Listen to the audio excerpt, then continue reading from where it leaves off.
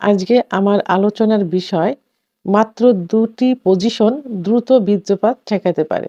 আজকে একটি বিপরীতধর্মী বিষয় নিয়ে আলোচনা করব। অর্থাৎ এই বিষয়টির উপরেই হুবহু অনেক ভিডিও করা হয়েছে যে ওষুধ নিয়ে। তো আসলে অনেকে ওষুধ খেতে চায় না।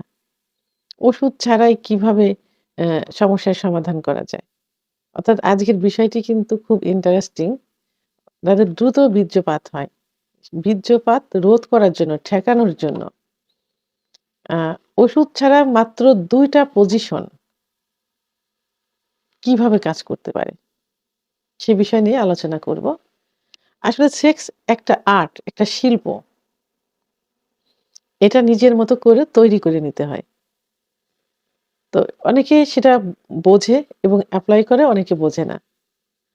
তো এই যে সেক্স বিষয়ের উপরে বিখ্যাত একটা গ্রন্থ রচিত হয়েছে, 'কামশক্তি' গ্রন্থ।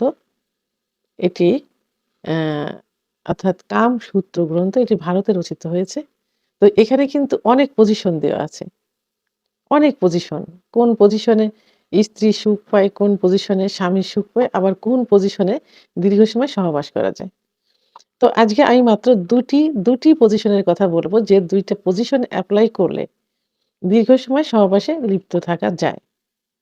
সেটা কোনো ওষুধ ছাড়া, নিজস্ব কোনো শক্তি ছাড়া। কারণ সহবাস একটা শক্তির বিষয়। পর্যাপ্ত এনার্জি কিন্তু লস হয়। তো সেক্ষেত্রে সাধারণত একটা পজিশনই বাঙালি বেশি এপ্লাই করে থাকে সেটা হলো যেটা ইসলামও সাপোর্ট করে সেটা হলো যে স্ত্রী নিচে বেডে শায়িত অবস্থায় থাকবেন আর অ স্বামী উপরে যৌন মিলন, যৌন কার্য সম্পাদন করবেন উপর থেকে। তো এইটা যদি বিপরীতভাবে করা যায় অর্থাৎ স্বামী নিচেই থাকবেন, বেডে থাকবেন, উপরে স্ত্রী যৌন কার্য সহবাস করবেন। তো এই পজিশনে যদি সহবাস করা যায় তাহলে দীর্ঘ সময় কিন্তু সহবাসে লিপ্ত থাকা যায়। কারণ এটাতে স্ত্রীর এনার্জি লস হয়। পুরুষের কিন্তু ওইভাবে এনার্জিটা লস হয় না। যখন এনার্জি লস হয় তখন স্ত্রী কিন্তু কি হয়? নিস্তেজ হয়ে যায় এবং তার দ্রুত বীর্যপাত হয়ে যায়। স্বামীর কিন্তু বীর্যপাত হতে চায় না, সময় লাগে। তবে এই যে পজিশন উপরের থেকে স্ত্রী সহবাসে লিপ্ত থাকবেন এর কিছু টেকনিক আছে। অর্থাৎ যখন সহবাসে লিপ্ত থাকবেন স্বামীর নিচে, উপরে স্ত্রী, তখন স্ত্রী একটু ঝুঁকে থাকবেন স্বামীর দিকে। একটু ঝুঁকে অবস্থায় থাকতে হবে। এখানে তার মুখ, স্ত্রীর মুখ স্বামীর মুখের অ্যা সামনাসামনি থাকবে একদম ঝুঁকে। আর স্বামীর কি থাকবে? স্বামীর মাথার নিচে ২ টা বালিশ থাকলে সবথেকে ভালো হয় যাতে মাথাটা একটু উঁচু অবস্থায় থাকে।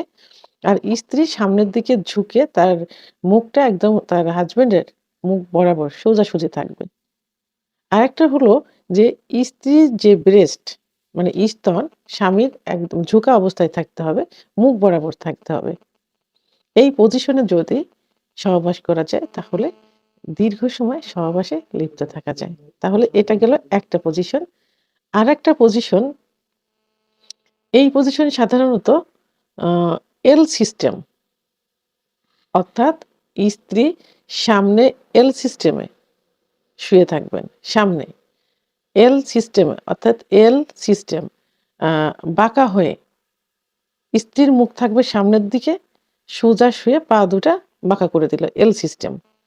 পিছনে, পিছনে ঠিক একই সিস্টেমে পিছনে স্বামী থাকবে। তার মুখটাও কিন্তু সামনের দিকে থাকবে অর্থাৎ স্ত্রীর পিছনে, সামনের দিকে।